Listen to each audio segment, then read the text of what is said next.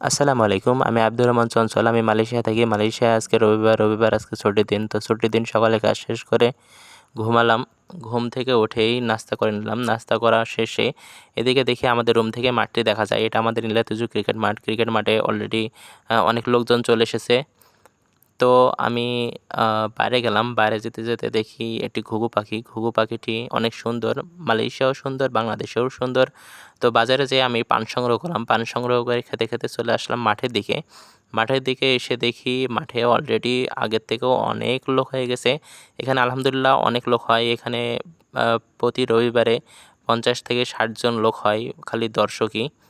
তারপরেও আমরা যারা খেলি তারা ১২ জন ১৩ জন করে খেলি একটা টিমে। তো দেখতে পাচ্ছেন মামুন ভাই প্রথম বলেই ক্যাচ তুলে দেয় রাজীব ভাইয়ের হাতে। রাজীব ভাই এটি দুর্দান্ত ক্যাচ ধরে। অনেক অনেক সুন্দর ক্যাচটি হয়, ডাইভ দিয়ে ক্যাচটি ধরে।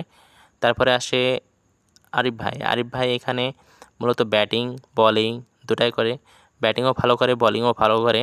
তবে ব্যাটিং আজকে করতে পারি নাই। ব্যাটিং প্রথম বলেই আউট। তারপরে দেখতে পাচ্ছেন রাতুল ভাই এখানে নাম্বার 1 প্লেয়ার। এখানে ব্যাটিংও যেমন করে, বোলিংও তেমন নাম্বার 1 হয় এখানে তার। তারপরে আমরা মোট ১২ ওভারে ১৪২ রানের টার্গেট দিই। ১৪২ রানের টার্গেটে তারা নামে মাঠে। তারা ১৪২ রান করতে পারে না। তার কারণ তারা প্রথমে অনেক বল খেয়ে ফেলে।